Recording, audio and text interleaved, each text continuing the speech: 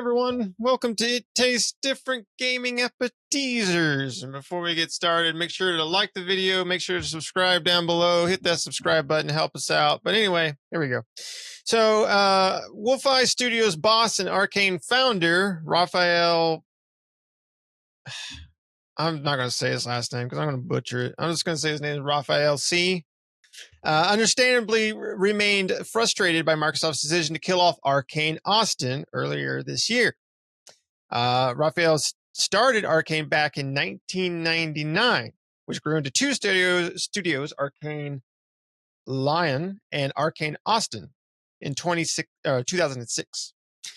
His last game before departing from the company in 2017 was the Whip Smart Extremely Paranoid Sci-Fi Romp Prey. So it was Prey. That was his last game. So the Austin team would only produce one more game, and that would be Redfall, before its new owner, Microsoft, closed its doors. Jeremy Peel recently caught up with Raphael for an interview. And he said that was one of the biggest disappointments from him was how Microsoft broke up so much talent. He said, I think if you look a little bit, it's obvious that Arkane Austin was a very special group of people that have made some cool things and that could pull it off again. He said that he thinks it was a decision that just came down to, we need to cut something. That's probably right. Was it to please the investors, the stock market?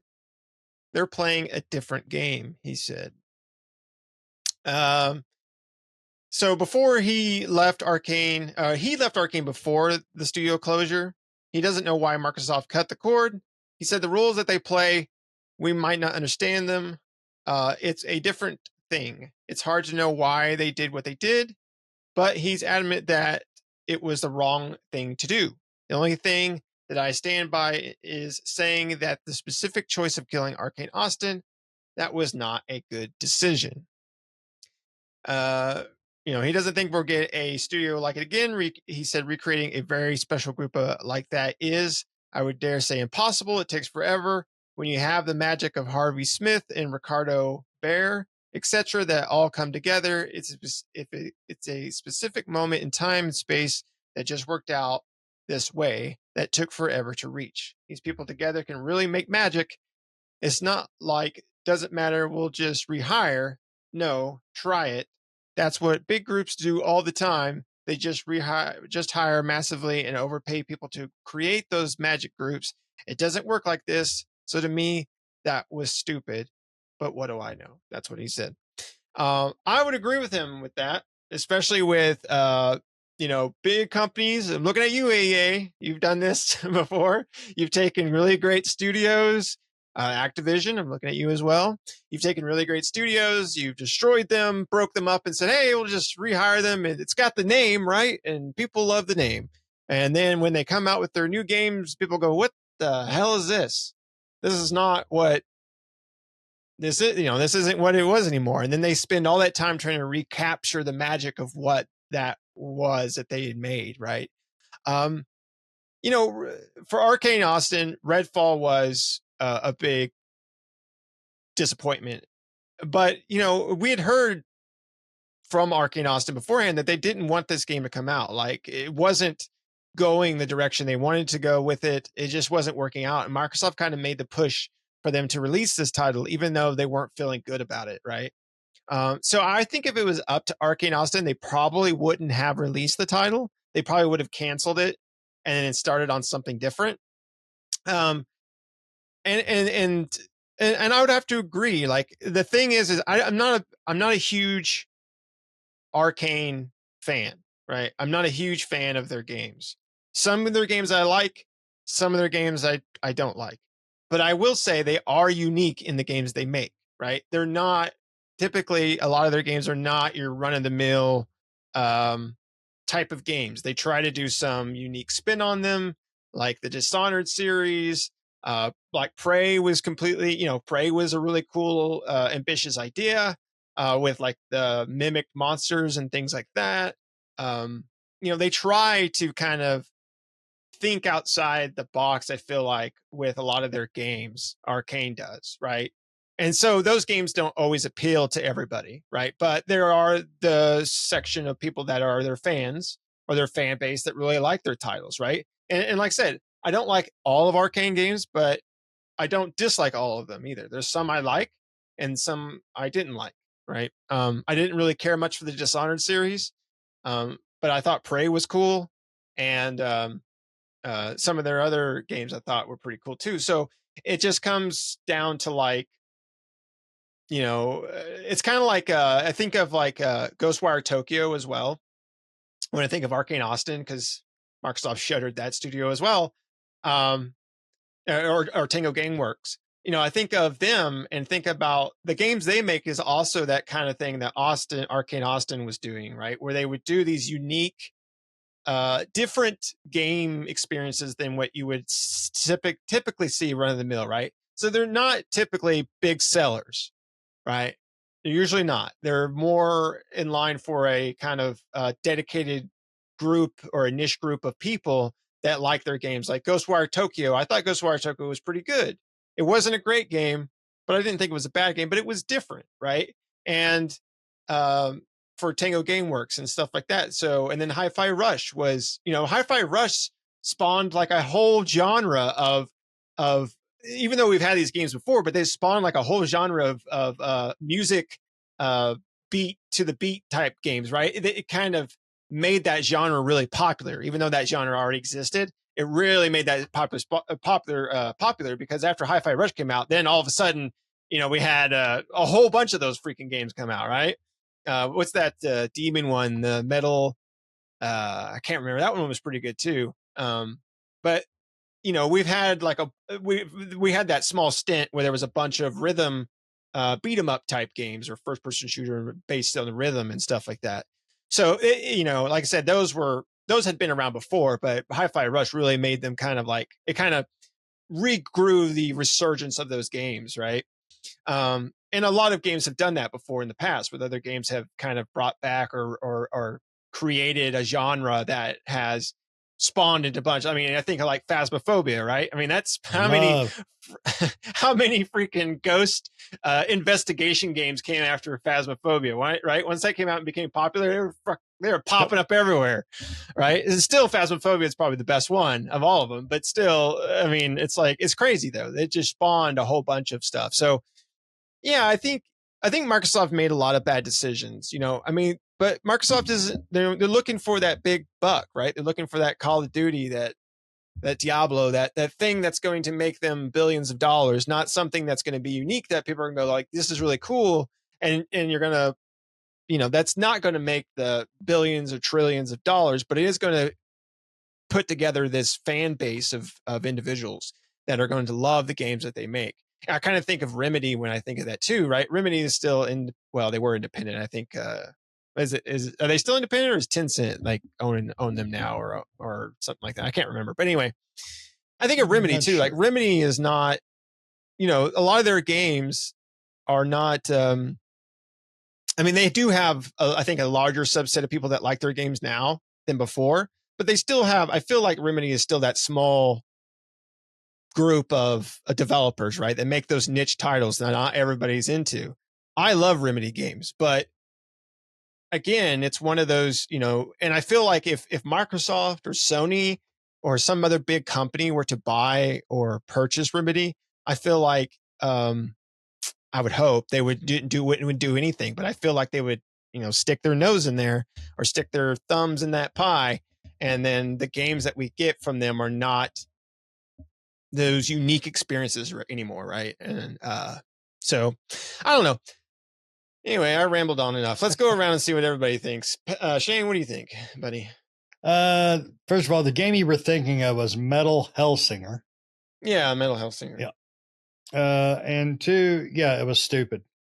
I personally am more of a fan of Arkane.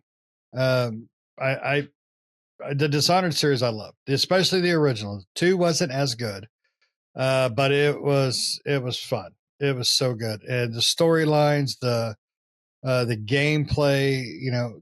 They always have they always have a uniqueness about their games, something that's a little bit just them. I think Pat's snorting over there. That's because you guys are talking about games that the studio had no development on. No. I'm talking about Arkane in general. I know this. They didn't have anything to do, but they closed Arkane Austin. They did not close Arkane Lion. Arkane Lion still exists. No, and that's fine. But the problem is they still killed a talented team. Redfall was a talented team that made 2 games with 1 giant flop. Now I don't agree with shutting down any studios. They made Prey and they made Redfall. Prey was Dishonored phenomenal. 1 and 2. Dishonored and 1 and 2. A lot of that team came from the main arcade. It's a French team versus an American team. They brought people over. It literally says in this article over here. They didn't. Anyways, let's get back to Arkane before Pat's pooper unpuckers and we're left with a puddle. So Prey, for instance, I think Prey was top notch. I think they took, although I was a little disappointed they didn't stick to the original Preys. That was the one thing I was kind of bothered by, because the original Preys, you were an Indian and it was like aliens and stuff. Pat, Nick, you remember those, right? Yeah, but that wasn't Arkane that made the original one. I don't remember who made the original. I don't remember who it was either, but that's what I was hoping for, because I really love the originals. But I thought they did an amazing job with their, I don't know what you want to call it, a reimagining or whatever. I mean, just being able to morph into a cup and roll through half your game that way, it was just stupidly unique, stupidly fun.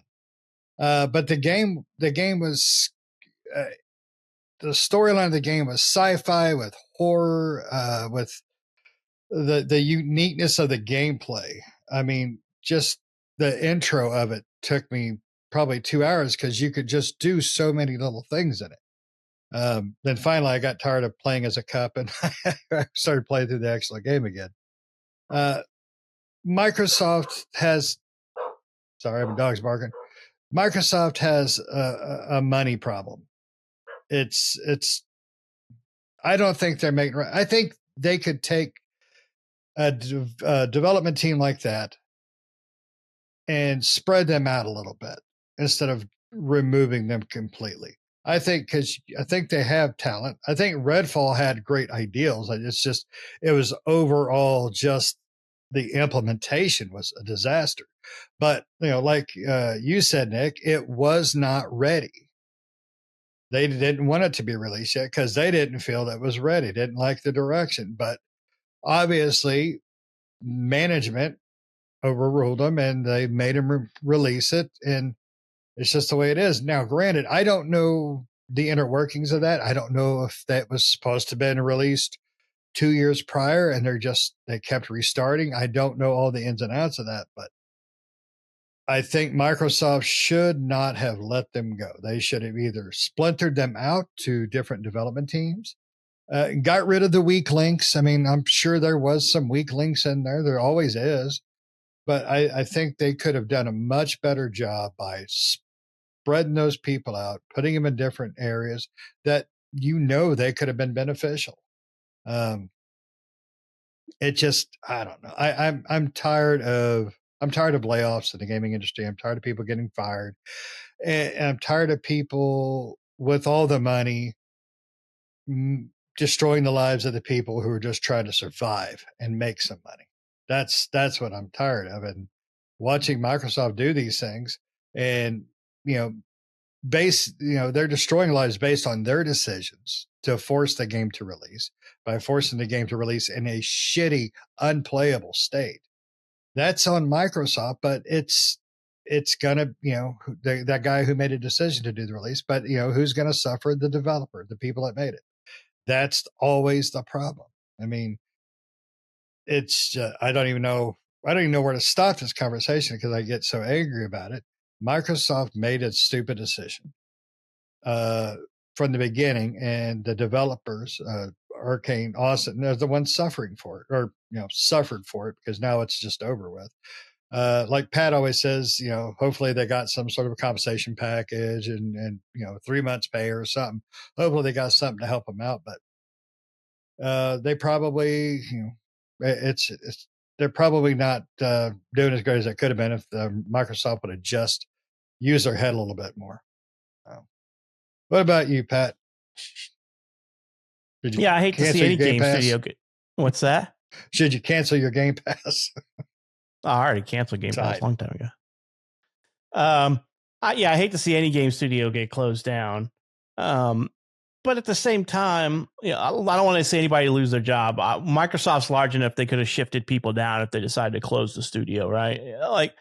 What I'm struggling with is to find a place in Microsoft's ecosystem for Arkane Austin, right? Because Arkane Lyon is still in existence. They didn't close down that. They just closed. They didn't close down the French studio. They closed down the Austin, Texas studio. And the Austin, from my understanding and everything I could ever find, was that when Arkane Austin was created, Dishonored was already in development. So by the time that there was two distinct companies, was Dishonored 2, and Austin Lyon was the one creating that game. So, but I don't know. I wasn't existent. That's just from my understanding. So while they may have been forming the studio and they may have had some developers work on the game ultimately was created by the guy who left. He had the oversight. Raphael, he had the oversight. He did all that. And then he left after the first one, from my understanding, right? No, after Prey, excuse me. He left after Prey. And then Dishonored 2 was completely done by Lion, from what I read, because the other studio was working on other stuff. I have no clue what they were working on. But whether that's Dishonored or whether that's Prey or whatever, because the two games that are actually accredited to them specifically is Prey and the Redfall game. But yeah, why couldn't Microsoft absorb those people and close down the studio? Because they'd have no direction for the studio. I mean, Redfall was a mitigated disaster of a game. It was bad. We bought it. We played it. Well, we didn't buy it because we had Game Pass, but we played it. And it was bad. We put in one evening and never picked it. I think we picked it up one more time after that when we heard there was a bunch of changes, and it was still I'm like, what is this? I don't understand this. And I can't speak to Prey. Prey was not something I enjoyed. I did not like it. So I whatever. I moved on. And from my understanding, Prey that they made is only in name reference to the original Prey, right? It has nothing to do with the other one because it's a different studio and everything. They just we like the concept of being hunted by aliens, so we're gonna call this Prey, and here you go. So I didn't like it, but I didn't, those were my cup of tea games. So it is what it is. So to me, it sucks that they closed down their studio, but at the same time, they made a huge, massive flop of a game that cost millions to make and lost millions, right? Is that the people in the studio's fault? No, that's the studio lead's fault, right? The people who are governing and directing the studio and saying what we're going to do, and probably Microsoft only owned them for a year and a half, 2 years before that game came out. So how much fingers did Microsoft put into that pie? I don't know. Because Microsoft has had a tendency in the past to leave studios alone until they're in trouble, which has been their downfall too, right? They let studios do what they want to do if they bought them, and then they just are too far gone to save. And I'd like to think that's what happened here, but I don't know. I don't work for them. I don't know what happens in their board directors room or anything, but I don't know. I used to want to give them the benefit of the doubt, but anymore I could care less and just say it's their fault. Microsoft did it. It's their fault. Microsoft, they got to spend that, $65 billion. And now they need to recoup all that money by laying people off and closing down studios. The day and age of independent studios is quickly closing, right? They're getting swallowed up by these giant companies, and then they live for a few years and then they close down. Especially like Tencent and Embracer, thinking of those, and now we have Microsoft in the mix of becoming the same thing as those guys, right? Just buy up a bunch of companies, and whichever ones have a bad year to get the axe, right? You don't get the benefit of the doubt from them. There's oh, you have a bad year? See ya. We own your IPs now. We'll pull out the most popular ones and keep going with those and with our own people, right? We all know how that works out. Look at Halo. Okay, I was gonna say, look at Halo. Look at Halo. How well has that worked out for you, Marcel? Right. That we see that Halo, and we're just like, no, just use Halo as an example of what can happen. So I mean, right. I hate that they closed down a studio, but at the same time, I don't see a place for them in Microsoft's library of studios. I'm like, what do they make that's unique? That can't be made, right? They still have Arkane Lion that could make another Prey game if they wanted to, which they're not. They're making some Marvel freaking, I don't even know what the hell it is. They're making Blade. Yeah, they're making Blade with Marvel Blade game. Okay. Now I don't know if are they're they still continue. making it? Are they still making that since the movie's canceled? Well, they're going to replace him with Wesley Snipes, right? Hey, there's only one Blade. No, it is Wesley Snipes. Blade. It is Wesley Snipes, but there's no more Whistler, so I don't know. They're kind of hosed now. Oh yeah, I forgot, man.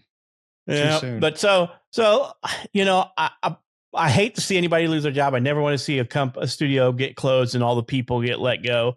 If they were wanting to close a studio, Microsoft should have just absorbed the developers and the staff into their other areas. But that's not how Microsoft rolls. They're just like, bad deal, cut it off at the head, you know. And then, you know, Microsoft is Hydra. They chop off one head and there's 8 more behind it. You know, it's like 8 more to get chopped off. Yeah, they just keep multiplying. Microsoft keeps multiplying. Somehow they're making profits and spending $65 billion and still closing down studio. They're closing down so much shit. I don't know how they're able to make a game these days anymore. Child labor.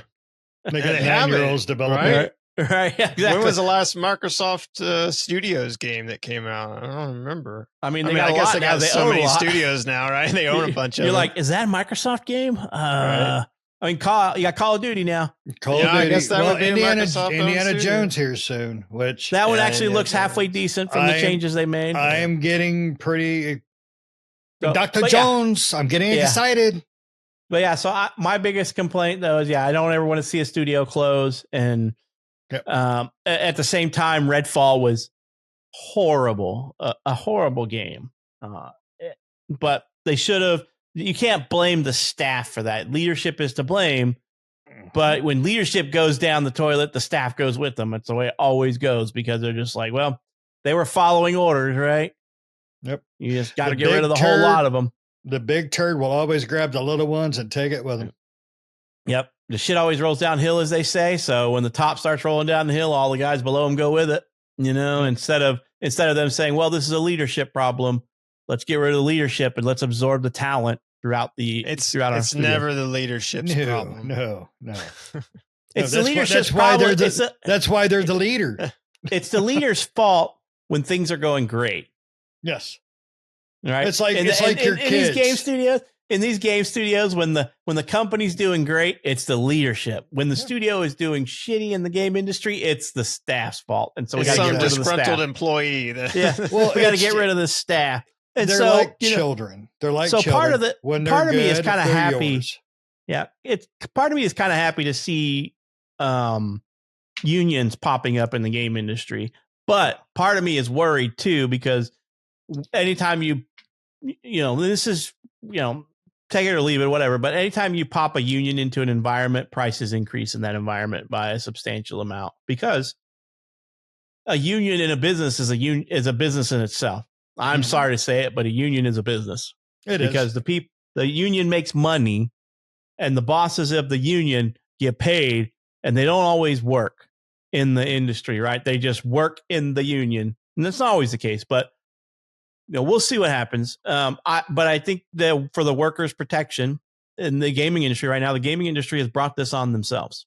Mm-hmm. The unionization of gaming workers is a good thing because the gaming studios have brought this on themselves, and they're going to reap what they sow. But unfortunately, what's going to get sown is higher prices, and we're going to end up taking it. Yep. Which could ultimately mean that games price themselves out of the majority of the market, and they become, because when I was younger, and you guys may feel the same, when I was a kid, not everybody had gaming system. Majority of my friends didn't have gaming systems when I was a kid. We only had one because my grandma and my grandpa got together and bought all of us kids a Nintendo for Christmas one year. And I was like, this is freaking amazing, right? Oh, yeah. And it was always a family gift, and so it was, one of those things. Because I slept with his grandma. Right. Gaming may go back to that if they keep pricing themselves where they're going. People aren't going to be able to afford a $800 console or, an $800 console and then to buy $100 games on top of it. I mean, that's where it's definitely where it's headed, right? Yeah. I mean, you think about the PlayStation Pro and you think about like future console prices, and I think that it's going to get to the point where, if you don't believe it is now, it is going to get to the point where a console is more of a luxury item, right, than anything else. Yeah, there goes my dreams of being in a nursing home as a retired gamer. There goes my dream. Won't be able to afford it. No, your gamer is going to retire before you are. That's just the way it is. I mean, we'll be pining for the old days. We'll be sitting in our rocking chairs in the old folks' home talking about, you remember when we used to play Legend of Zelda and Mario and Pepperidge Farm, remembers? We're gonna be like, hey, can I get some of the good drugs so I can keep remembering? You just sitting there drooling on yourself. What were you doing? I was playing Mario Kart. Yeah. In my brain. Mind. I was beating Nick in Mario Kart. No. Nick's like, I was beating everybody. And Shane's like, no, I was in first. I was playing Donkey Kong. I was in the wrong game. Sorry, he's guys. playing a different game. I ran out of brain quarters. I was playing joust with myself. The yellow pills aren't the same anymore. Oh hell! Yeah. Can't you? If you're a gamer, you're not going to be able to afford those pills when you retire. Well, you would, because then you start saving all that money that you spend every year on gaming. Like I was able to afford to take my family to Disney World once before I retired because I stopped playing games. Yeah, I can't afford it now. I could quit everything I want, not be able to afford Disneyland. But no, it's a ripoff what's happening in the gaming industry, and it's only going to get worse because we have too much greed. We have too much concern over increasing profits and not enough concern about just keeping what you got. So it's a load of shit. Pardon my language. No, it's screwed up. Don't pardon my language. Yeah, I mean, I wish they would have just taken the staff and put them into something else right there because I think there was a lot of talented people in Arkane Austin. I think they had good intentions with Redfall, but I agree. I think the direction from leadership is what, and then there was a lot of, like I said, there was a lot of people from Arkane Austin talking about how this game should not be released, right? Because it just wasn't, things just weren't going together. So I would like to have seen Arkane Austin try again with something else, right? But we'll never get that now. Because, like I said, Arkane in general, right? When I speak of Arkane, I think of Arkane as in general, right? Not Leon or Lion and Austin. But, them as in general. But like I said, not all their games are my cup of tea. A lot of them aren't, right? But I do see a lot of their uniqueness behind them, right? And that's the thing I enjoy in gaming. Is that unique experience. We have enough cookie cutter games out there. And I like seeing and playing those games that are just different and unique and unique experiences. I've played 1 million versions of the same game 100 times, right? And I'll probably play it 100 more times, but it's nice when you get a game that's completely different from what you would expect. And I feel like Arkane Austin or Arkane in general, as well as some other studios out there, do stuff like that. And those anymore feel like a dime a dozen, right? And anymore, it's all cookie cutter games that these studios try to make, where they're all the same and try to get the most profit, right?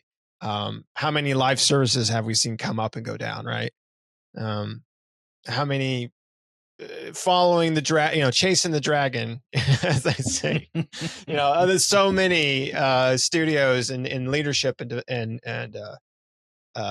CEOs and various things like that just want to follow that, they just want to chase the dragon as far as they can, even if a studio creates a crappy live service game, even a great studio. I mean, I think of like Rocksteady, right? I mean, fantastic studio, and then Warner Brothers wants them to make freaking Suicide Squad, a live service game, which bombed completely. And we already told you that it was going to happen.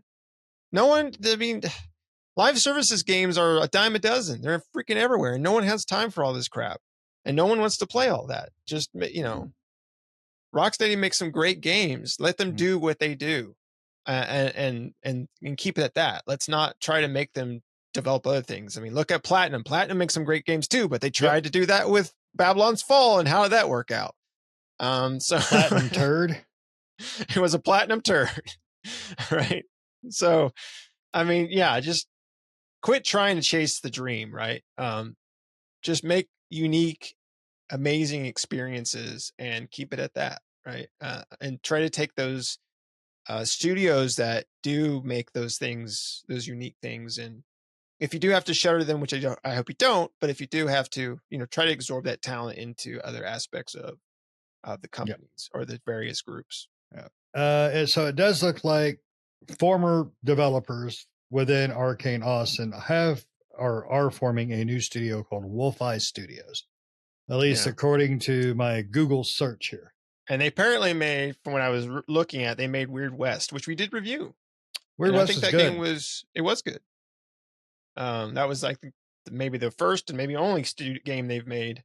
But that's what Wiki said. Wiki could be wrong, but I don't know. It's the internet. Internet's never wrong. So, internet is truth, man. And Wolf Eye Studios is where the original creator of Arkane went when he left back in 2017 or whatever. That's the studio he formed after that. Yeah, they formed that studio back then. It's not new.